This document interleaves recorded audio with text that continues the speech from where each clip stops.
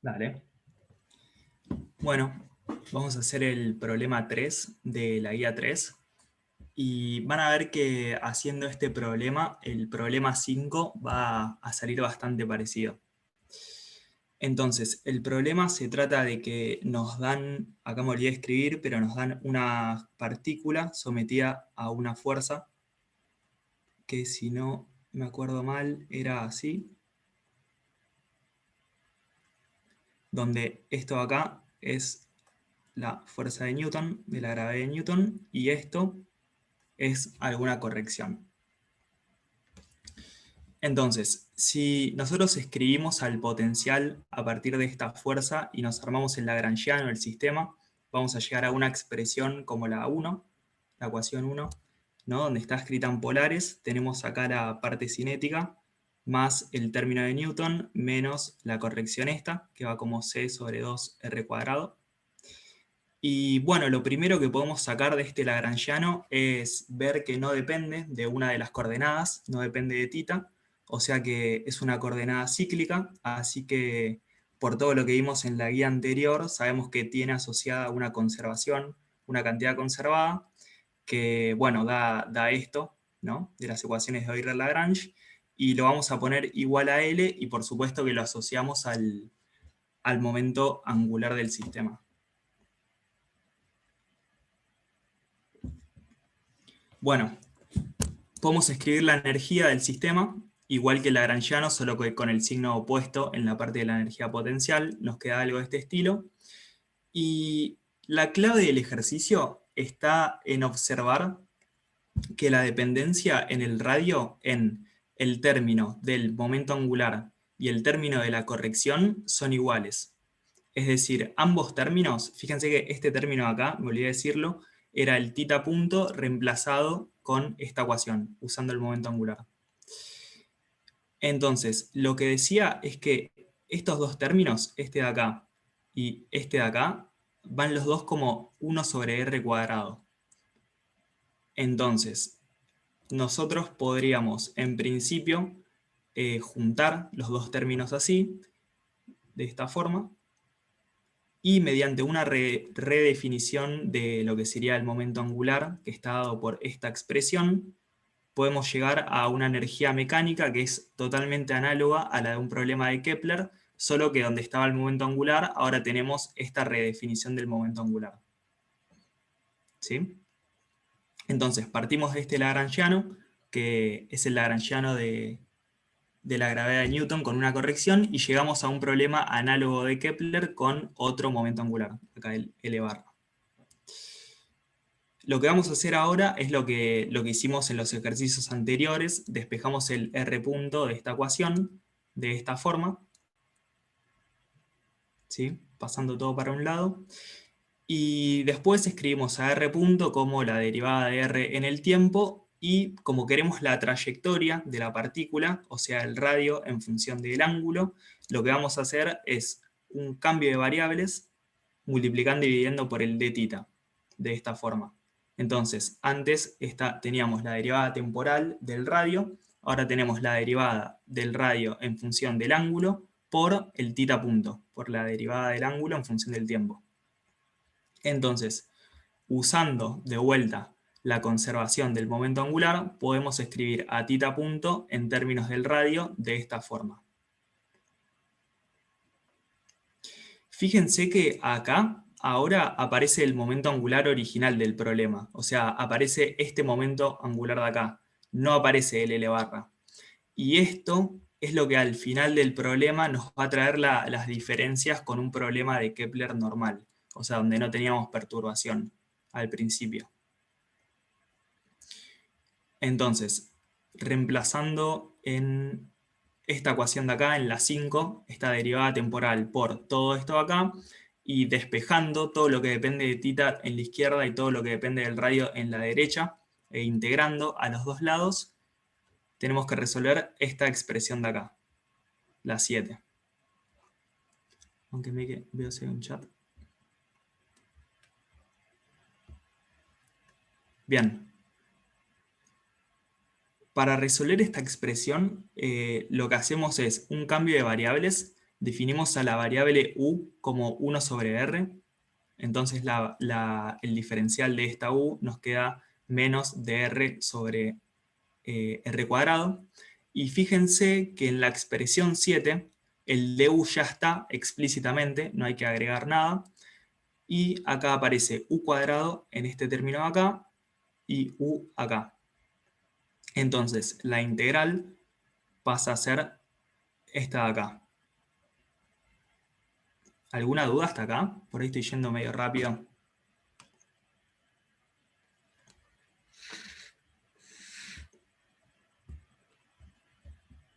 Ok. Bien. Para resolver esta integral vamos a usar las tablas de integrales. Yo esto lo saqué de esta ecuación del Goldstein. Y fíjense que esta integral es una integral de esta pinta, ¿no? Donde este gamma es el menos L barra cuadrado sobre M cuadrado, beta es 2K sobre M y alfa es 2C sobre M. Entonces, aplicando o sea, resolviendo la integral, vamos a llegar a esta expresión de acá.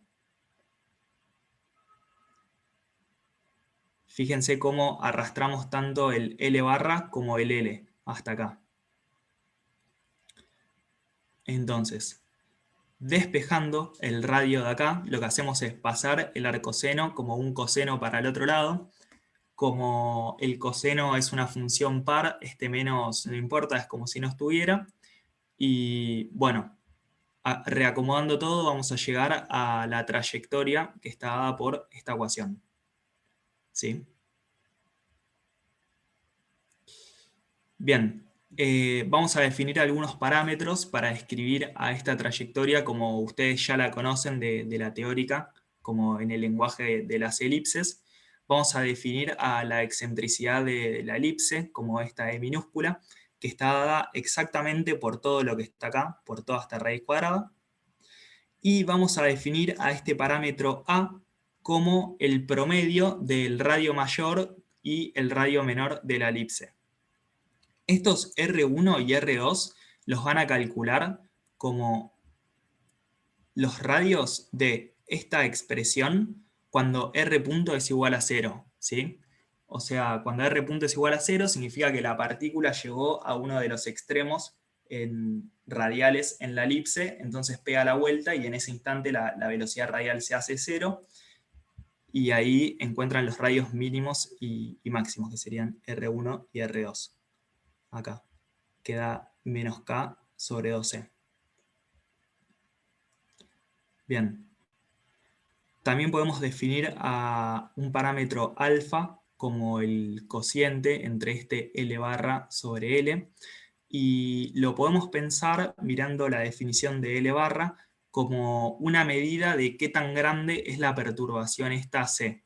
O sea, si C es muy grande, entonces alfa va a ser muy grande, y si C es muy chico, alfa va a ser parecido a 1.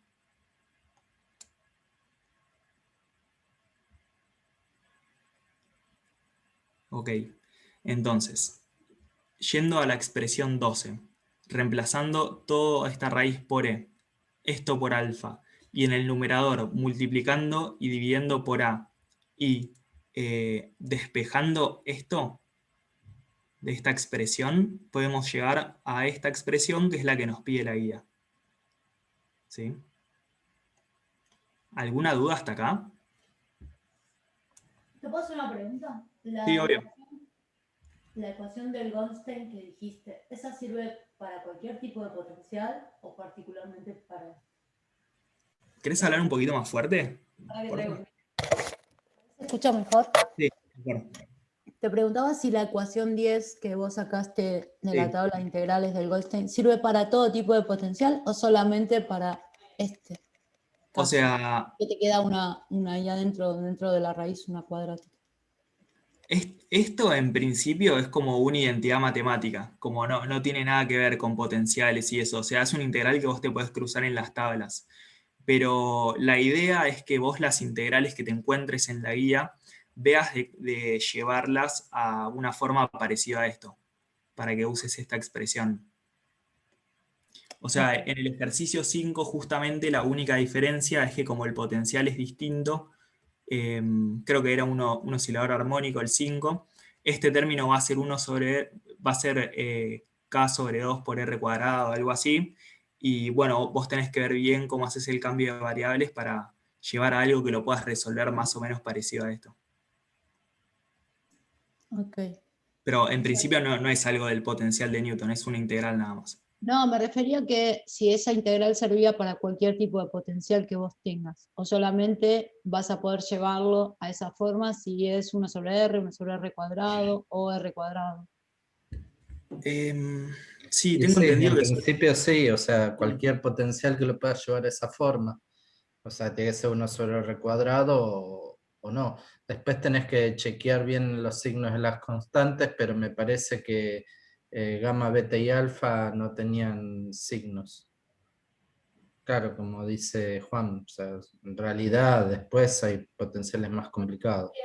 No estuve leyendo el tema porque me costaba mucho resolver No, o sea, habría que, yo no me acuerdo si había puesto condiciones sobre las constantes en el Goldstein, pero tiene que ser un potencial que lo pueda llevar a esa forma matemática de 10, nada más. claro, creo que sí, solo era el oscilador armónico, 1 sobre R cuadrado y no sé si alguno más. No me acuerdo bien. Pero bueno, fíjate que, o sea, a mí lo que al principio me hizo ruido fue que acá había una raíz de menos algo y justo se da que este coeficiente es negativo, así que sí, no sé. ¿Alguna otra duda? No, era que no había podido lograr llevarlo, o sea, yo llegaba a la ecuación así como la planteaba, pero no lo podía lograr llevar a R de phi de esta forma. Ahí va, está bien.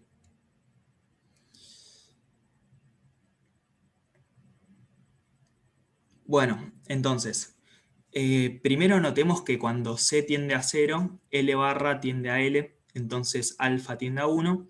Y bueno, acá recuperamos la ecuación de la elipse, que era esto mismo, solo que acá solo el ángulo estaba. Y eso tiene mucha importancia en lo que vamos a ver ahora.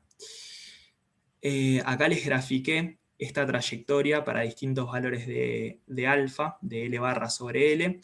Y, por ejemplo, lo que vemos es que cuando C es distinto de 0, pero igual todavía es bastante chico, lo que vemos es que hay una precesión en el perihelio de, bueno, acá creo que sería del afelio, de la elipse, o algo así se llamaba, que vemos que, o sea, si el foco está acá, el perihelio es la distancia del foco a la parte más cercana de la elipse y el afelio era la distancia del foco a la parte más lejana de la elipse.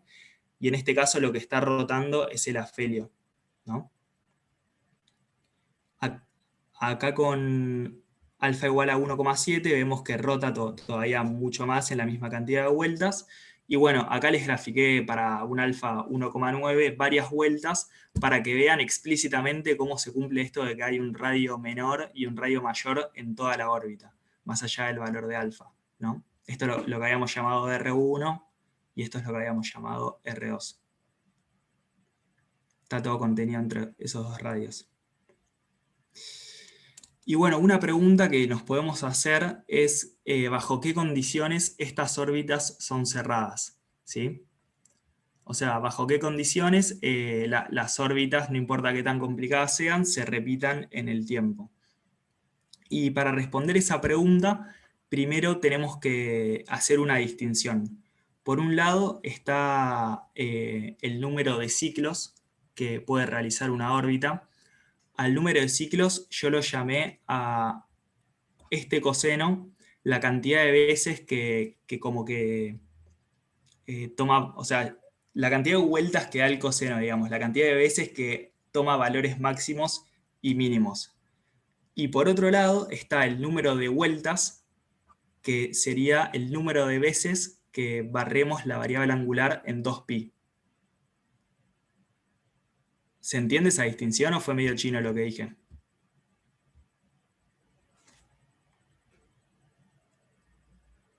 ¿La podrías repetir, por favor? Sí. Por un lado está el número de ciclos, que es el número de veces que este coseno como que da una vuelta entera, o sea, empieza en 1 y vuelve a valer 1. ¿Ok? O sea, eso cuando alfa es igual a 1, o sea, cuando solo tenemos un ángulo adentro, vale 2pi, ¿no? O sea, partimos del ángulo igual a 0, damos una vuelta en 2pi y llegamos al mismo punto en el coseno. ¿Sí? Ahora, si alfa fuera 2, por ejemplo, cuando el ángulo barre de 0 a pi, el coseno ya dio una vuelta entera. ¿Ok? Eso es un ciclo para el coseno. Ahora, por otro lado, está el número de vueltas que puede dar la órbita, que es el número de veces que el ángulo toma valores de 0 a 2pi. ¿Entienden la diferencia entre los dos? Sí, a mí me quedó claro. No. Hugo, ¿querés que lo vuelva a explicar o alguien?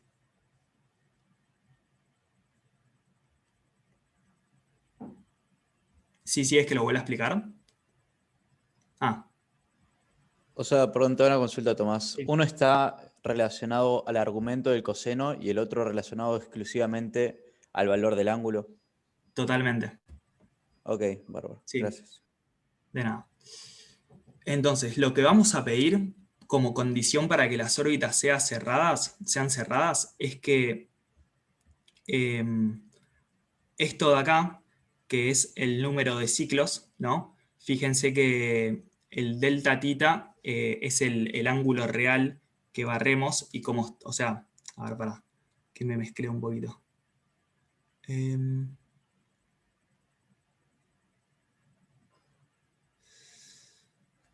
Bánquenme un segundito.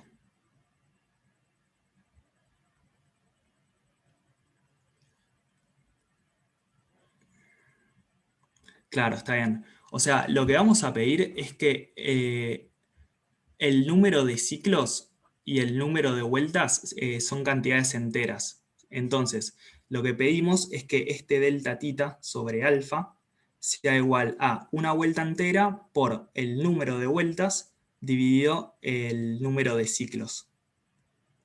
O sea, si despejamos de acá alfa, nos da que tiene que ser un número racional, básicamente. O sea, la división de dos números enteros.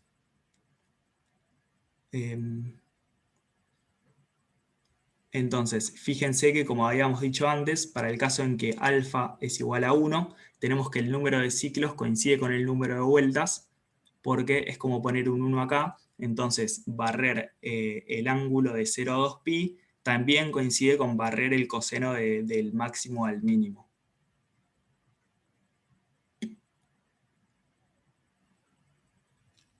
Bueno, acá les grafiqué para dos valores distintos. Fíjense que acá alfa es igual a 3, o sea que tenemos 3 ciclos y una vuelta. Y fíjense que efectivamente llegamos 3 veces al máximo dando una vuelta. Y acá, por ejemplo, tenemos alfa igual a 4 tercios y llegamos 4 veces al máximo en el radio y damos 3 vueltas.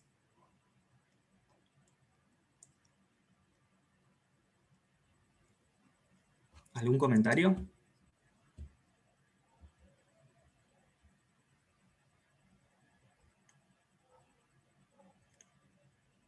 Esa órbita rara.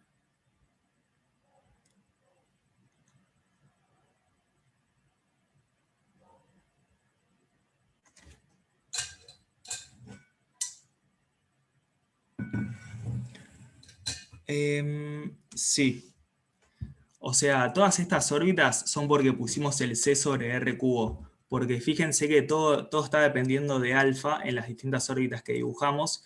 Y alfa era L barra sobre L. Entonces, si C hubiera sido 0, esto hubiera sido 1 y siempre tendríamos órbitas cerradas y elípticas.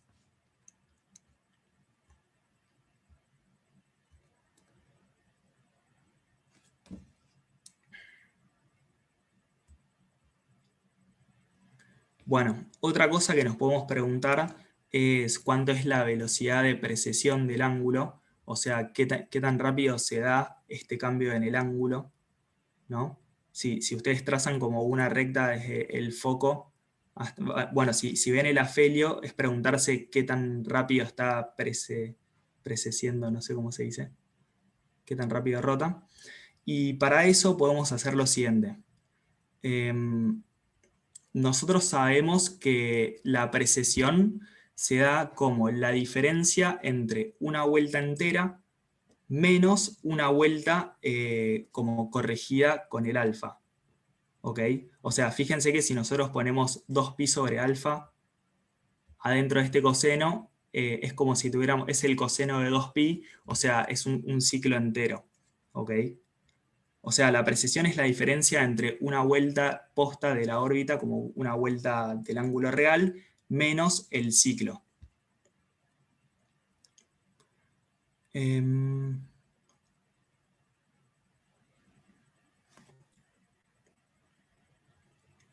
Mánqueme un segundito que pienso un toque de esto.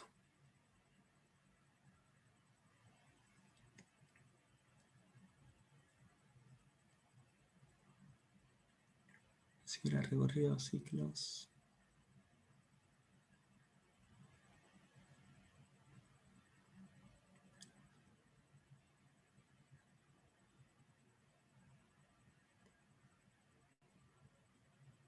¿Se acuerdan cómo era este argumento ustedes, Carlos o Juan? Perdón, yo estaba distraído. ¿Cuál es la pregunta? No me acuerdo bien este argumento, como que teníamos 2 puntos y armábamos una recta, ¿no? Era Eh, como que decíamos, bueno, en un periodo el ángulo de precesión vale lo que hubiera dado la elipse normal menos el ciclo. sí. En 2 periodos tenemos 2 veces la vuelta normal menos 2 veces el ciclo. Entonces armamos una función lineal, como era algo así, ¿no? N sobre M. Vos podés Sí, calcular un delta ángulo para un periodo de la órbita. Y a eso, sobre el periodo de la órbita, le llamás la velocidad de precesión. Aunque no es una cosa uniforme, aunque no es nada que esté dando vuelta físicamente, tenés un delta ángulo y tenés un delta tiempo. claro, A eso le llamás omega de precesión.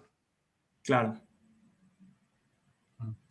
Está bien. Yo me había quedado colgado con lo anterior.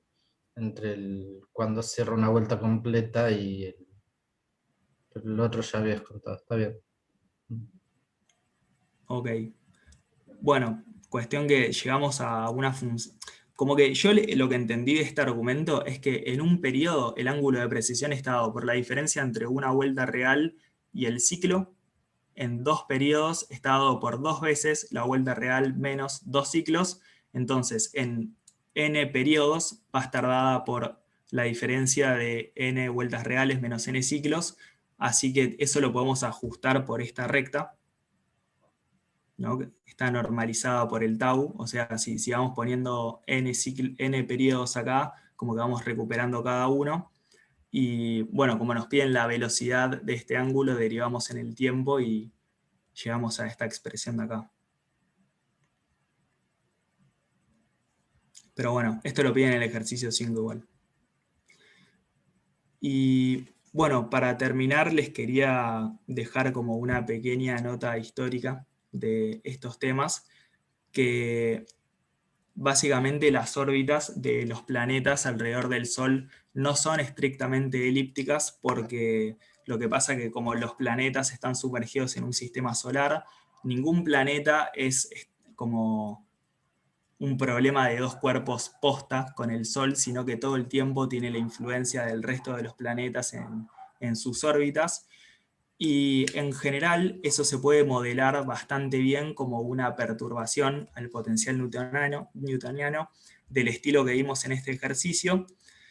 Y sin embargo, en el 59, un astrónomo que se llamaba Le Verrier se dio cuenta, analizando datos a lo largo de más de 150 años, que la órbita de Mercurio se desvía efectivamente por estas perturbaciones, pero cuando calculaban ese desvío con técnicas, supongo que usaron técnicas parecidas a lo anterior, vieron que solo una una parte del desvío total se correspondía con la perturbación de los planetas. O sea, se observaba que Mercurio, cada un siglo, la órbita se desviaba en 574 segundos de una elipse normal, y que solo 531 segundos se podían explicar mediante perturbaciones en el potencial newtoniano.